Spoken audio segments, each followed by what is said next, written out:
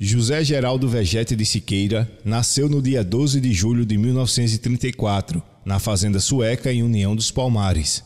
Filho de Júlio Vieira de Siqueira e Luzinete Vegete de Siqueira. Cursou as primeiras letras na Fazenda Sueca, depois foi para o grupo escolar Rocha Cavalcante, na cidade. Se eu fosse concentrar as minhas emoções, eu diria que a minha infância foi a mais sentimental, porque eu sempre gostei muito de ver montanha. Então, aquelas montanhas do Sueca me encantavam, né? Me encantavam, até hoje me encanta. Senão eu já tinha deixado, toda semana, com dor, sem dor, eu me dirijo para lá. Não é só pensando de lucro de coisa, não, pensando da natureza. Fez o curso ginasial e os 2 primeiros anos do ensino médio no Colégio Guido, em Maceió. No 3º ano se transferiu para o Colégio Carneiro Leão, no Recife. Cursou medicina na Faculdade de Medicina de Alagoas. Formou-se em 1960. Eu tenho a impressão, Denizete, que eu sou o 5º médico depois de Jorge de Lima. Eu tenho uma história dessa que eu quis fazer, mas depois, não sei por que razão, mas antes de mim, teve o Hernani Sarmento Lins. Teve o do Erno Vanderlei, o Fernando Sarmento Pleche, que era médico. E depois hoje a União tem centenas de médicos, né? Na faculdade, teve destacada atuação no movimento estudantil, chegando a presidir o diretório acadêmico no biênio 1959-1960. Após formado, ingressou no Serviço Público Federal, na antiga Fundação CESP. Depois se transferiu para a SUCAM, onde na década de 70 assumiu o cargo de diretor em Alagoas. Foi professor e pró-reitor de extensão da Universidade Federal de Alagoas. Foi fundador e presidente da Sociedade de Medicina de Alagoas, assim como da Seção Alagoana da Sociedade Brasileira de Médicos Escritores, SOBRAMES. Publicou diversos artigos científicos, fez conferências em diversos congressos, fez visita científica a Cuba com professores e prefeitos alagoanos. Casou com Aleí Vegete, com quem teve 4 filhos.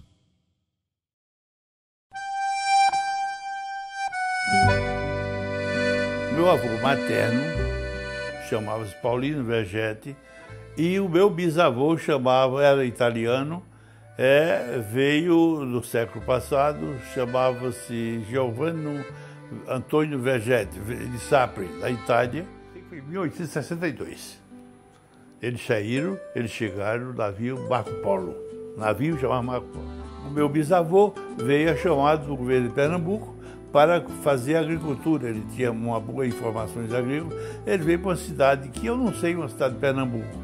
Eu sei que a verdade é que essa cidade, esse governo falhou e o meu bisavô, os pertences que trouxe da Itália, terminou, vamos dizer assim, usando-os para sobrevivência. Logo depois ele conhece um italiano que estava cuidando da ferrovia de Recife, essa ferrovia, né? E o meu bisavô ficou trabalhando no retorno lá em Garanhuns da ferrovia. Posteriormente, acabou a estrada, ele veio morar em Murici, foi quando começou a negociar com um cavalo, com um burro, ficou dessa empreitada. Acompanhei mais ou menos ainda como criança, na minha lembrança, o que é que acontece? As coisas da Fazenda Sueca, e de União talvez, elas estivessem engrenadas com a própria economia daquele período. Por exemplo, o meu pai houve um período com meu tio que eles criaram muitos moares, muitos burros. Mas por que criar burro? É porque a usina Catende, que não tinha trator, comprava burros, moares para transportar cana. Então houve um período que criar burro dava dinheiro, e foi lá na Fazenda Sueca, eu tinha mais agora de centenas de moares. Posteriormente, quando Arapiraca começou a produzir fumo, o meu pai e meu tio também entraram nessa de fortalecer as suas economias com fumo. Me recordo que eu mesmo, com meu irmão George, nós tínhamos que botar aquele fumo no sol, desenrolar aquele fumo para botar no sol, era uma observação que tinha que ser feita. Posteriormente, veio a época do algodão.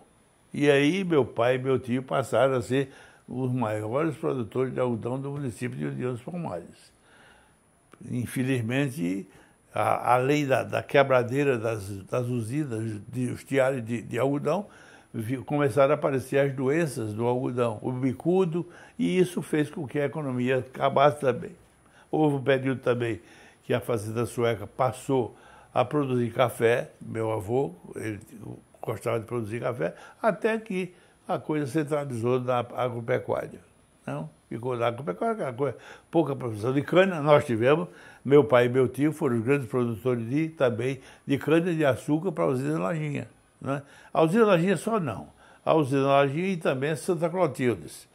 Eles levavam um caminhão, levavam cana lá para a Barra do Canhoto, onde tinha uns containers, uns carros de trem que levavam para a usina, porque o doutor Barnabé tinha que se dar com meu tio e meu pai, e apelou para meu pai e meu tio ficarem produzindo cana. Houve um período que se produziu no município de União também muita mamona, mas por efeito de energia, não era para comida de animal, nem nada não, mas para efeito de iluminação. E a mamona era pilada do pilão, bem pilada, bem macerada, e posteriormente pegava o algodão com a mamona, misturava, fazia uma coisa que eles chamavam de biloto, e botava dentro daqueles candeeiros, né?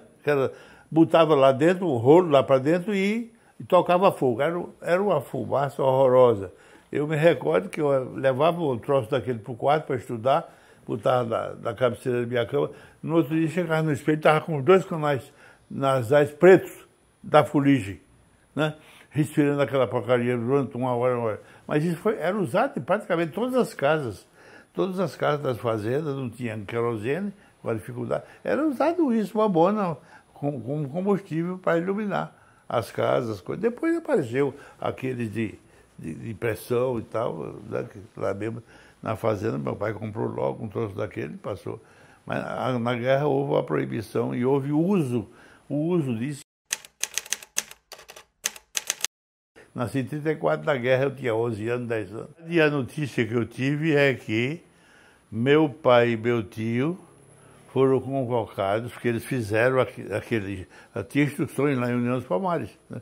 Os militares faziam aquele treinamento lá em União. Como fosse tiro de guerra, justo. Meu pai e meu tio serviram. E aí a minha avó caiu em depressão, quando pensou nos 2 filhos que tinha ido para a guerra. E aí sugeriu ao meu pai a cortar o dedo, indicador o dedo de dar tiro. E meu pai, mas mãe, eu vou perder o dedo, não vai, isso vai passar, a guerra vai acabar e tal. E terminou, eles realmente não foram convocados. Não mutilou, não, mas foi a sugestão, foi cortar o dedo para poder não se vir, porque 2 filhos que eles tinham, perder todos os 2 e ir para a guerra era dose. Eu primeiro, eu queria dizer para você o seguinte, o Mário de Lucena Sarmento, foi grande amigo do meu pai e meu tio. Eu, como menino, rapazote, eu tinha uma admiração extraordinária, seu tio, por uma razão. Ele montava num burro, chegava lá na fazenda para tomar café, e aí já tinha uma junta de boi preparada, o Zé Preto ia puxar os boi, e o seu Mário Vespa, no cabo do arado, arar aquelas terras para plantar algodão. Sem nunca ter cobrado do tostão, meu pai. Tudo na base da camaradagem, que era uma coisa que desapareceu. Mas nunca me esqueci desse fato, do trabalho. Mas negócio de um dia não, era um tempão. Quando ele não vinha era porque era impossível mesmo, mas seu Mário no arado, entendeu? E todo lado, como é que se chama? Castrar animal, ferrar animal, vacinar animal. Estava o seu Mário sempre disposto. Tá? Uma figura maravilhosa daquele tempo, em União dos Palmares, era o padre Clóvis, Monsenhor Clóvis Duarte. Né? Era uma pessoa que realmente todo mês ia para o Sueca celebrar a missa, em charrete. Mas era uma figura muito extraordinária. Fiz amizade com Maria de Castro Sarmento, que Maria adorava e tinha amizade com o pessoal do Santo Antônio. Ela sempre passava as férias lá. Dedinho e seu Chico Luiz, Francisco Luiz. Eram os donos do Engenho de Santo Antônio. E eu acho muito engraçado porque a Maria dava mau exemplo a todas as comunidades rurais, que as mulheres não andavam escanchadas. E a Maria foi a primeira mulher que andou escanchada de cavalo e usou calça comprida. A mulher andava de bando no cavalo, você estava na garupa, de bando, quase caído, mas ela não. Ela começou a esquipar montada no cavalo. Tudo que bebia cachaça, vixe Maria. Mas era uma pessoa extraordinária. E quando tinha a festa do Sueca, ela sempre ia lá, que naquele tempo era noiva do prefeito, Antenor Shoa. Foi noiva e dançou algumas vezes lá no armazém, lá do Sueca, com o meu tio, com aquele sanfoneiro. No passado, meu pai adorava, por exemplo, Festa São João. Festa São João, hoje está envolvido os grandes clubes, mas a Festa São João era nas fazendas. Meu pai mandava buscar aqueles caras de Caruaru. Meu pai e meu tio. Era cada tiro de fazer medo. Aqueles bacanas de Caruaru foram, às vezes, era até Tozinho, o intermediário para ir a Caruaru contratar. Outra coisa, Luiz Gonzaga tocou a sanfona no Sueca. Quando começou a vida dele, o Sivuca chegou a tocar no Sueca, me lembro disso. Não, depois que criou fama, não dava mais para ir para Fazenda nenhuma, porque o cachê era alto e tal. Mas era uma emoção muito grande. A festa de São Sebastião no Sueca, você imagine que no passado, antes de 1950, tinha uns 600 ou 700 moradores. Então as festas eram uma coisa de 3, 4 mil pessoas no pátio do Sueca. Cavalo que não aguentava tanto. Hoje você não vê tudo é moto. A sociedade mudou os costumes, né? Hoje ninguém anda mais a cavalo, só para cuidar das fazendas, burro e tal. Mas as festas do Sueca eram festas assim, muito interessantes. Inclusive prestigiadas pelo Antenor do pé de uma. O Ezinho foi uma vez, o Zequinho. O Ezinho foi muito meu amigo. A minha geração foi uma geração interessante. Assisti, por exemplo, a morte do Zé de Freitas. Zé de Freitas era muito amigo da minha família, da minha avó principalmente, da Maria Augusta. Zé de Freitas veio para a festa de Santa Madalena, se hospedou na casa de minha avó, Maria Augusta. E lá para as tantas, né? Na casa de minha avó, na festa da Madalena, no último dia, meu pai, minha mãe, todo mundo lá, e vamos para a festa, todo mundo, a mesa imensa, ali em frente à igreja, a mesa com todos os amigos de Zé de Freitas. Resultado é que o meu irmão George, mais velho, viu um dos assassinos com a peixeira dobrada aqui por dentro da manga, mas ele jamais percebeu. E o coronel Zé de Freitas, lá para as tantas, bocejou 2 ou 3 vezes e foi na igreja, né? Deixou o grupo e saiu só. Eu sei que daqui a pouco estava a revolução, né? Nós todos lá, hora correndo de sombrinha, hora gigante, aquela folia danada. Mas a verdade é que corre, que furaram. E aí, diz que os irmãos Cajá, que negócio de briga por causa de terra, e disse que os coronéis Zé de Freitas estavam tomando as terras deles, se juntaram, 3 irmãos, um sentou na cabeça, outro no joelho, e deram 30 e tantas facadas no Zé de Freitas. A festa praticamente acabou praticamente, porque realmente foi muita pancada, muita gente quebrada, braço, de quedas horrorosas. Um rebuliço triste, porque quem estava correndo não queria saber, queria sair dali. Mas o George percebeu, meu irmão, disse, rapaz, eu vi o cara com a peixeira dobrada aqui, a peixeira do punho, passando, arrodeando as mesas. Quer dizer, para localizar, ou então para querer matar o cara ali. Entendeu? E não teve oportunidade, esperou que ele fosse para a igreja. Foi para a igreja, eles acompanharam. E isso foi um fato terrível. Né? Aí você diz assim, o senhor, política, veja cá, eu fui presidente do diretório acadêmico da Faculdade de Medicina. Conheci naquele tempo o Haroldo Miranda, que era da rádio Entendeu? E o meu companheiro de tempo, Vegete, bota esse diretório para funcionar, que era pagado o diretório. E eu botei o diretório para funcionar. Eu trouxe as maiores autoridades para fazer palestra do diretório acadêmico. José de Castro. Eu trouxe o Estácio de Lima, que era famoso legista da Bahia.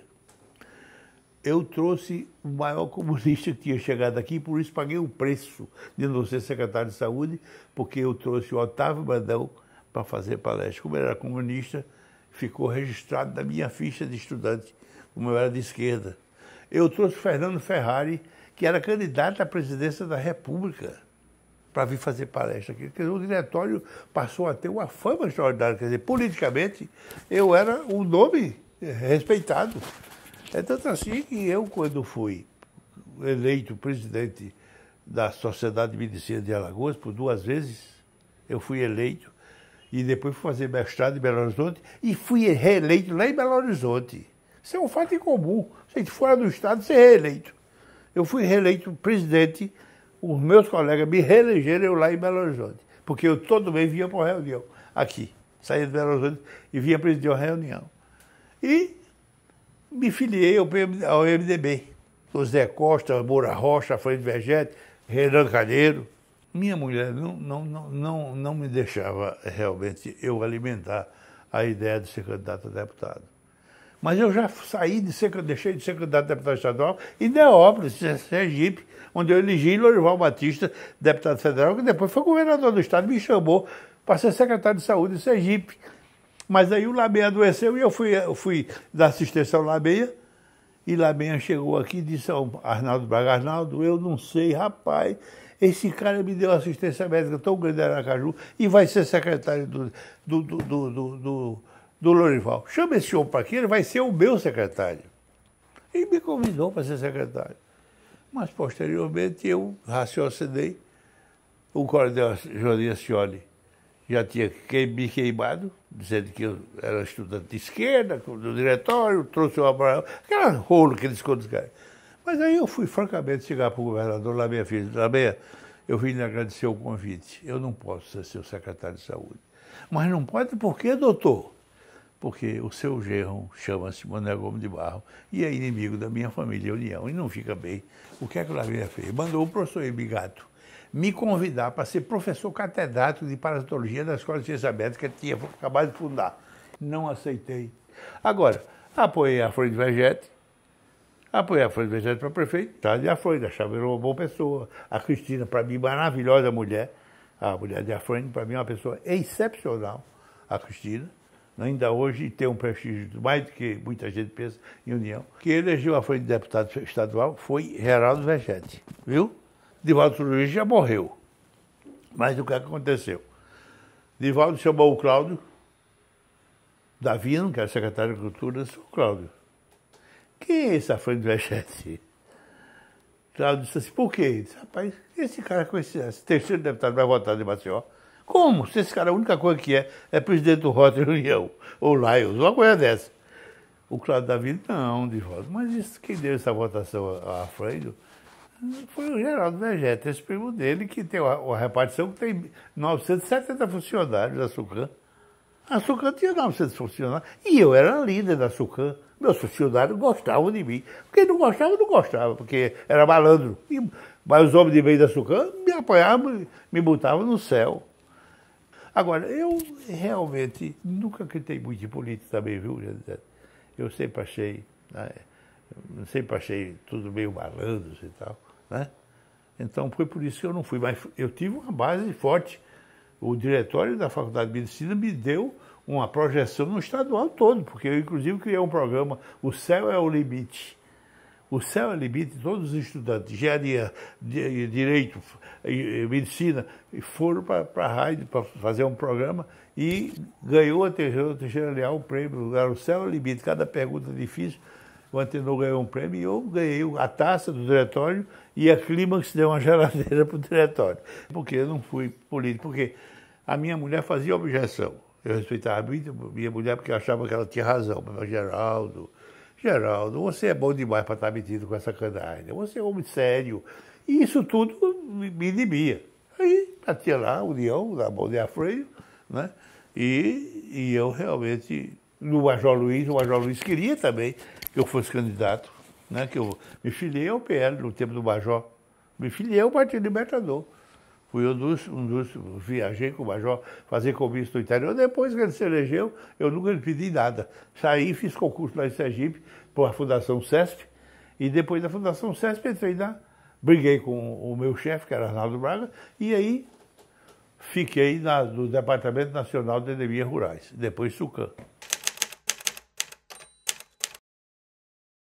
Fui uma das pessoas mais dedicadas à saúde pública, não digo de Alagoas não, desse país. No programa de controle da estrosomose, eu adotei o processo chinês de diagnóstico da estrosomose. Esse processo chamava-se eclosão de miracídio. E eu era um dos diretores da SUCAM, que era professor da universidade. Então, meu nível de competência é bem diferente do pessoal da Fundação CESP. E quando tinha aquelas reuniões, eu nunca ficava calado. Eu sempre estava levantando o dedo para deixar minhas opiniões, que eram opiniões mais sensatas, mais técnicas, mais científicas. E isso eu ganhei o conceito. Também ganhei apelido. Esse pessoal da Fundação CESP, que tinha ciúme de mim, botou meu apelido no Brasil todo, de Miracídio Vermelho. Porque o processo era chinês, eles aí, né, incomodados, porque o ministro ficou encantado, o ministro da Saúde ficou encantado. E sabe o que aconteceu? O ministro Paulo da Beda Machado, o ministro da Saúde, me condecorou no Itamaraty com a medalha Oswaldo Cruz. Eu sou o único pessoa no Nordeste que tem essa medalha.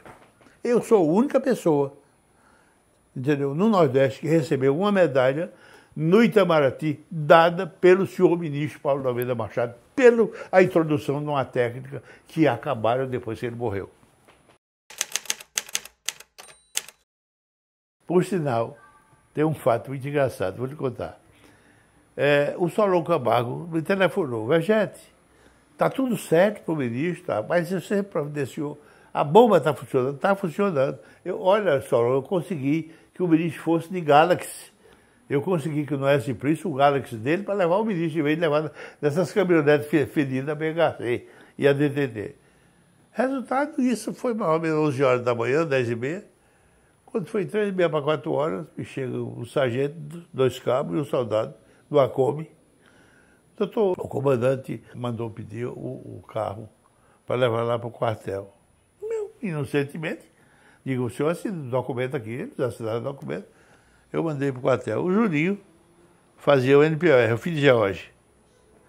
Depois de uma semana desse tio, aquele carro que o ministro ia, viraram ele de noite no quartel. Tiraram o pneu, tiraram tudo, por uma tal de uma bomba que tinham gravado. É meu telefone com o Solon. E que bomba? Era uma bomba absurda de meter baixo do cinto. Eles imaginam que tinha uma bomba do carro do ministro. E aí levaram o carro para o quartel e lá tiraram tudo. Dá vontade de escrever um romance sobre isso, viu? Eu tenho umas passagens muito interessantes. No meus trabalhos da SUCAM, teve muitas. Eu tive 3 vezes para ser assassinado. 3. Escapei por causa de Rubem Quintela. Sabe? O Rubem salvou minha vida. Mas senão eu tinha levado bala. Os pistoleiros já estavam, inclusive, em Maceió, contratados até de Canapi. 2 pistoleiros contratados de Canapi.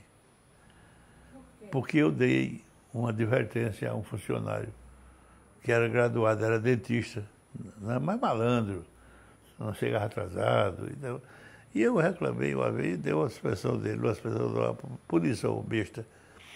E aí, um belo dia, eu fui chamado lá do médico do hospital dele, me telefonou: Vegete, você está só? Eu digo: estou. O que é? Vegete, eu estou com a senhora aqui, que estava fazendo as unhas da mulher do Dr. Gessé, quando assistiu um encontro de 2 pistoleiros com ele para lhe assassinar. Olha, que notícia da peste. E eu aí fiz contato com essa mulher, ela confirmou que era verdade. E eu aí fui à polícia, denunciei o secretário de Segurança mandou prendê-lo, mas fez essa coisa de querer me matar. E é uma história interessante, essa do Jaime da Altavilla. Não é minha. Jaime da Altavilla é que confirmou a tradição oral que meu avô contava. Contava que os antigos diziam que o negro fugiu e foi assassinado no incêndio da Pedra do Negro. Meu avô contou essa história. E que o nome dele era Capitão Sueca. Percebeu? Então, depois eu vi esse vale com esse nome de Sueca, Vale do Sueca, Rio do Sueca. E tinha que ter uma história, e a história foi essa. Não tem, se você olhar, não tem ninguém que tenha sido dono do Sueca com esse nome. Só a morte desse homem lá na Pedra do Negro.